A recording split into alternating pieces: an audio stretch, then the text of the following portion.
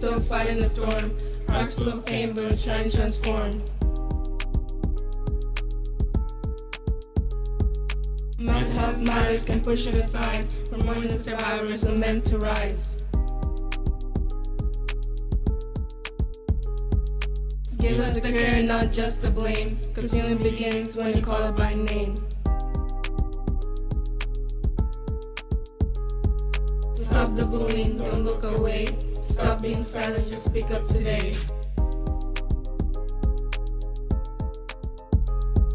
We're still breathing, fighting the storm and trying to transform. Fighting the storm and trying to transform.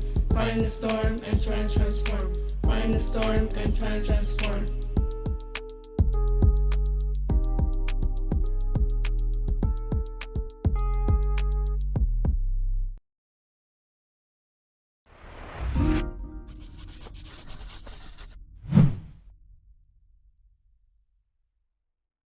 Hey everyone, welcome back to the LMRC Youth Podcast, Making Change Requires Everyone, where youth voices lead the conversation.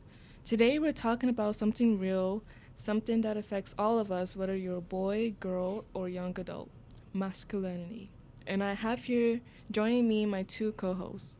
Hi, I am Emily. I am really looking forward to discussing this topic. What does masculinity mean today? Who decides what's manly? Why do so many boys feel like they have to act tough or hide their real feelings? And how does all this impact girls' relationships, mental health, and our whole community? Hi everyone, I'm Sharon. I'm happy to be here today and agree this is such an important topic to discuss, especially in cultural communities like ours, diverse, and often judged before we even speak. There's extra pressure to fit a certain image, the macho look, the attitude, the lingo, even the disrespectful language that gets normalized. Today, we're breaking it down with a local artist who explores these themes through his work. So, let's get into this.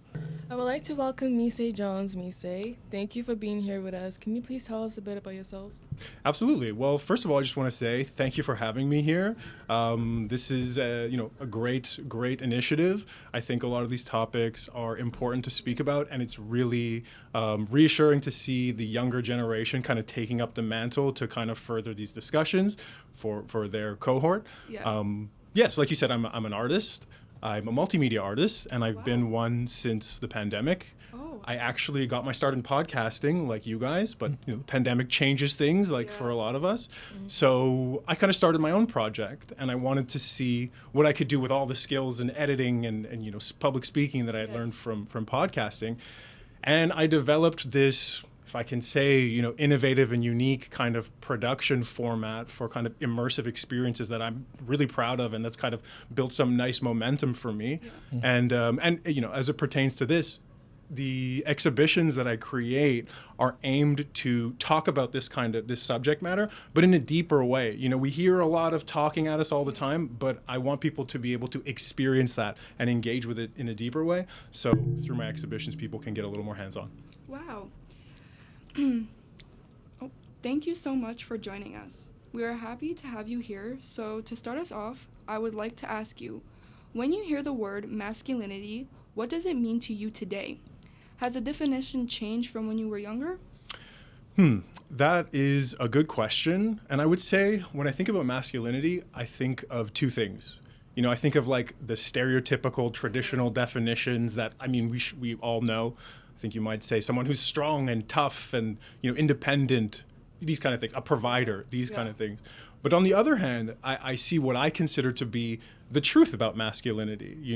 We all have masculinity in us, and that expression authentically counts as masculinity. Yeah. So I like that you mentioned how things have evolved since I was younger, because even in that time we've seen a big difference in what masculinity is. So it's very clear that it's an evolving thing. Yes. And I think the digital world kind of exacerbates that to some extent.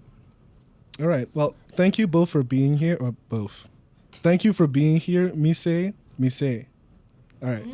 Misé? Yeah. All right. Thank you for being here, Misé. As mentor, how do you show boys that being a man doesn't mean shutting down emotions or acting tough all the time? Well, it's good that you said show, because I think a lot of people have the impulse to tell and say, this is what you should do. But if you've been around people, especially youth, you'll realize that is not the most effective way. Yeah. So, as a recovering, male who's repressing their emotions and kind of experience the negative, sides of that.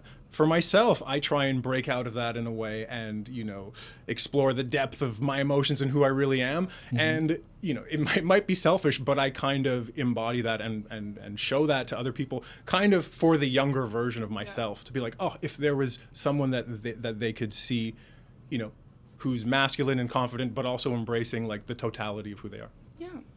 Thank you, Misé. How do harmful expressions of masculinity, especially disrespectful language, impact girls in school and in friendship and relationships? Well, you said friendships and relationships, and I guess I would say that, as human beings, it's pretty clear that we're a highly social animal. So it's like the way we're relating to other people is, foundational to our like vibrance and like our vitality. So when you use this kind of harmful language, you create like a divide. You're othering a certain group, and and forget about all the negative, things that can happen, to the group that you're othering. That disconnection kind of holds us all back from that energy exchange that we can all have with each other. So it hurts all of us ultimately. Yeah. Thank you. If a boy feels pressured to act macho but wants to be himself, what simple advice would you give him? Well, again, something that I've kind of come to through my work and over my life experience is that being yourself is where the richness of life is. I think especially when you're young, you get caught up in emulating and saying, okay, what does the world want from me? And I'm going to do that. And in some way, people just have to go through that experience and kind of come to it on their own. But I would try and prime them for when they do kind of come to the realization that it's like, yeah, you can play that game and be who other people want you to be. But when you're home alone, which is where you're going to spend most of your time, you're going to be disconnected. You're going to be a little bit lost in who you actually are. Exactly. So. Okay. Sorry. We hear words like bitch or even my slave being used towards girls like as a joke or normal. Why do you think you've used this kind of language, and how does it impact girls especially? Well, I think, like I said, I think people are emulating examples of what they see. And I'll speak for myself and say when I was young, all our role models were really like rapper. I think 50 Cent. Like I can remember Get Rich or Die Trying came out. I'm older than you guys. And I was in elementary school. And I have a memory of like someone holding up the CD and like everyone just like surrounding it. It was like, like the 10 Commandments or something. And I was also the only black kid. So then after that, they were just like, you are this in a way. So I wasn't the worst perpetuator of this, but anyways, he was kind of like our role model for everything. And so it's really just, we were just like, okay, well, that's cool. I want to be cool. So, this is what, I'm going to do. And I think the consequences are real for women and girls. I think the obvious thing is that they're going to internalize that and start believing it for themselves. Yeah. But the kind of like hidden, not so hidden other side of that is it's like motivating. We know people kind of like having a chip on your shoulder is a very motivating thing for a lot of people. And the reason I say that is because I think we see that. Like there's kind of like a rise in women right now in academics, in the professional world. And I think it's largely because they're trying to like outrun some of these stereotypes. Yes. And while, the results are there, I still think it has like a seed of negativity in it because that motivation is born out of a reaction to something negative as opposed to going towards something positive. Exactly. So, Sometimes these attitudes connect to real aggression or violence toward girls or other youth. What do you think fuels this connection? Well, this is when maybe we get into like my personal kind of philosophies, but I guess the way I see things is that on some kind of covert way, people are kind of like jockeying for position and power, like on all levels at all times. And so, back in the day or, in older times, this kind of violence and aggression was like a tool used to suppress a certain group and give another group power, and it was, very effective for most of human history. And I think now we're just seeing that this doesn't really fit our normal models in a way. So that's why I think it is, but unfortunately it's not really serving us anymore. Right. So young men, today often feel as if they can't show their emotions, they can't be sad, they can't talk about stress. because it looks a bit too weak, right? I'm interested in, what do you think creates these pressures? Well, I think going back to like the way things were, I think there was a time when suppressing these kind of emotions was like in service of some kind of necessary goal in a way. So I mean, I think the most obvious example is like wars, you know, as like gross and, you know, heinous war is in general. It's like, not that we have Remembrance Day because we remember that like these people who did that, that's why we get to be here. That's why we get to live in a way. So there was a time when that was just like reality, you know? So there was a time when doing that actually meant like survival of like everybody in a way. And again, that's complicated because it's not to say it's good or bad. But again, I just say today we don't have those same kind of pressures. So it's just not really relevant anymore. Yes. When boys grow up hiding emotions, what does that turn into in adulthood? Well, I mean, the one-word answer is just self-suppression. You know, I think like emotions, similar to like being yourself, it's like emotions are kind of like the roadmap to who you really are, you know, and what you want and what you like and you know, what's going to make you happy and sad and whatever. And the more disconnected you are from that, and again, you get the, you know, validation publicly for that, but then when you're on your own, you're starting at a deficit because you don't know yourself. And it's not that you can't catch up in adulthood, but you're going to be having to play catch up. Yep. How does the pressure to stay strong affect boys' mental health, things like insecurity, anxiety, loneliness, or depression? Well, I'll use the operative word pressure there because let's think of it as like, you know, a pressure, something with pressure, like a balloon, you know, it's like staying strong means you can never release that pressure and it just builds. The anxiety, the depression, everything just builds at a certain point until maybe you can't take it anymore and you literally have a break, you know? And so having an opportunity to release that pressure can, you know, help you to process that stuff and get ahead of it before it gets too bad.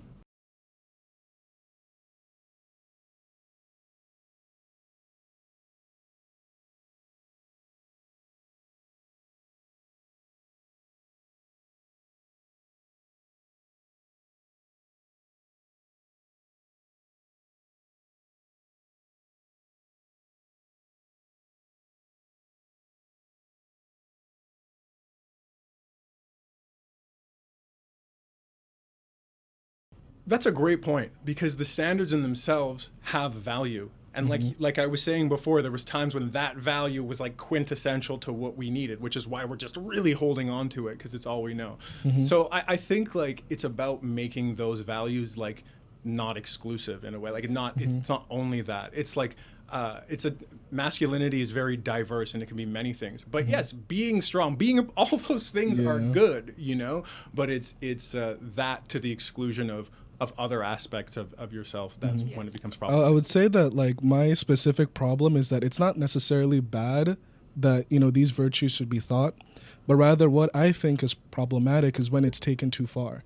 So for example, yes, it's good to be strong. I think that's a universal trait that everybody should possess, but it shouldn't be taken so far to the point where you're viewed as not even being human, in the sense of you don't require help. You don't need to express, you don't need to talk about your problems. You don't have to be sensitive. I think when it enters into that territory, it becomes toxic. But it just in the sense of, oh, you have to be somebody that's strong, or in even some sense stoic. Like as in, you know, not necessarily like, okay, so there's different ways you can view stoicism, but I would say that a part of it is not being too affected by the things that are happening to you, right? Because at times it's good to not be too affected about what other people are saying. So to me, I don't think it's intrinsically bad, but I think it's really more a question about it being pushed to extremes. But another question that I'd like to ask is, in marginalized communities or in like culturally diverse communities, do you think the expectation of being masculine is more stricter or less strict? Well, it's important to remember when we're talking about like culturally diverse communities, that is so many communities. So there's many different ways that looks. And I'm sure there are many communities where being masculine is not defined that way in a way. But yes, to answer your question, I do believe that there are trends towards that. And I think, you know, marginalized groups tend to be, culturally diverse groups tend to be a little bit more traditional in their values. And those include traditional values about masculinity. But also I would say that kind of like this evolution that we're seeing is happening maybe more in kind of progressive societies in a way because they're afforded that luxury in a way. So when you say marginalized, you think of people who are not struggling, but just kind of making their way. And when you're kind of under that sort of framework, there's not as much time to kind of explore the extent of who you are, and you kind of have to get things done. And yeah, the easiest way to do that is by the book. Yep. What can schools, families, and youth groups do to help build healthier, more respectful, more open version of masculinity?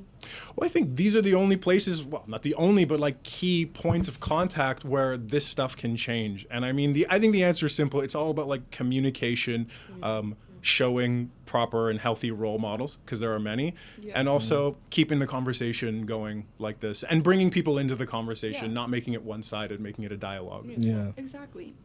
What are examples of healthy masculinity you've seen in youth? Things that show strength without putting people down. Well, I'm sure I've seen many, but, kind of putting me on the spot here. So, I mean, like, I think about, like, I used to do this job where I would chaperone high school and university kids on their, like, graduation trips or, like, a weekend trip. So, like, there was this school from Boston, and we went to the Bahamas. Oh, wow. And it was a great trip. It was a little while ago now. But I just noticed in this group that there was just such an inclusion. There wasn't the same divides and same kind of politics, and people were really like together. You could just feel it. It wasn't like the men and the women were really on the same playing field, all on the same.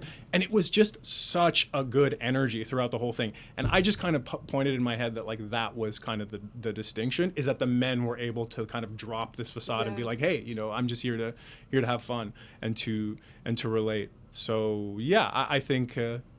That's an example. And to be fair, I think we are seeing the younger generations be more inclusive in this way. So it's great to see.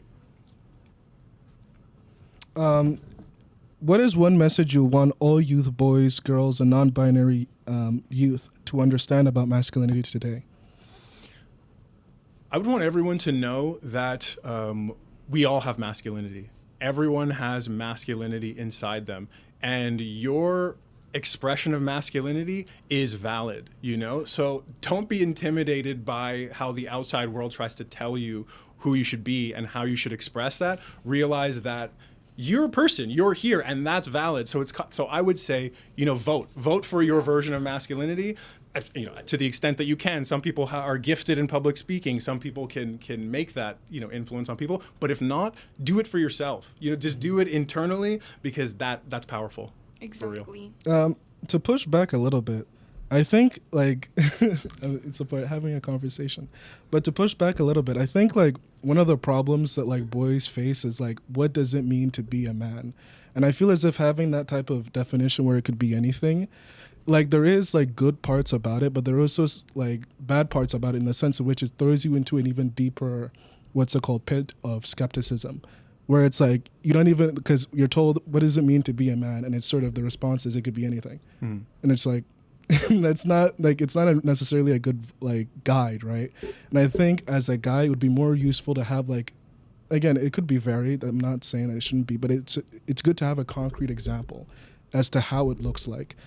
And I think obviously it's good to have that understanding that, again, and I certainly agree it's a spectrum, but I think we shouldn't be too loose with the definitions, because in doing so, you sort of throw people into a deeper pit of skepticism, I think, and it doesn't help. That's really interesting, and it kind of definitely furthers the conversation. But I guess what I would want to say to that, and it's definitely something that's very personal to me, is that being a man is only part of my identity. My identity is so multifaceted in a way. Like, I'm an artist, I'm, a bald guy. I don't know where I went there. I couldn't think of anything, and I was like, so there's that. But anyways, I'm a musician. I'm someone who likes music and likes to dance and socialize with people. So for an example, let's take the artist for example. There are many women who would be better role models for like who I should become than just a man. So it's just kind of like holding. I can only follow like men as a role model, and that strict path just doesn't really suit me. And so I can't speak for everyone, but I imagine I'm not the only one. So I want to definitely open those definitions up. Yeah, definitely. What monkey see, monkey do. Thank you, Misé, for being here with us and keeping it real. Today's conversation wasn't about blaming boys or judging anyone. It was just about understanding the pressures we all face, breaking harmful patterns, and building a future where young men can be strong and caring, tough and respectful, confident, and emotionally open. Because masculinity isn't about acting one way forever. It's about growing into the best version of yourself. To everyone listening, you deserve space to feel, to learn, and to change. Thanks for tuning in into this episode. And until next time, remember, making change requires everyone. Yeah, done. Okay, another one in the books.